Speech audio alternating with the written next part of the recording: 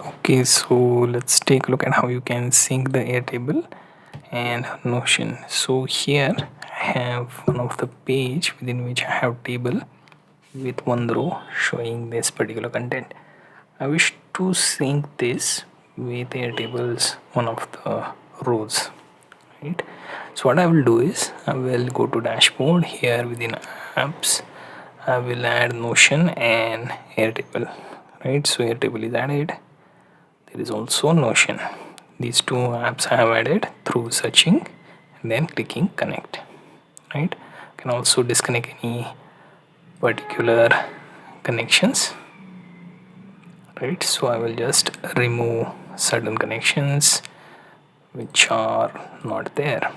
If there are too many connections, often they result in errors as well. So I will remove any such unused one, right? Now let's go back to dashboard, right? So this was just a Gmail. Ignore that in case you don't want to delete any existing connection, right? Now within the AI prompt I will type in sync Notion table item with Airtable table item, right? So basically Notion to Airtable sync is through this Zap sync Notion and Airtable database, right? So I will try this. Now I will have to think of connecting both Notion and Airtable here, right? Now once connected, we'll pick the database.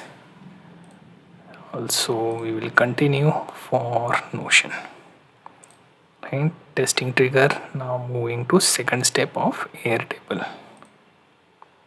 Here we will create new record, continue, then again continue. Here we have base, then we have table name table1, right? There is automate base and table1 here. Now I will also see additional items.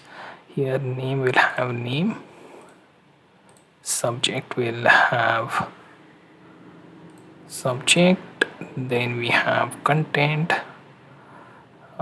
here demo content, right? All the fields mapped. We will now continue. So every time Notion adds something new, it will update with Airtable.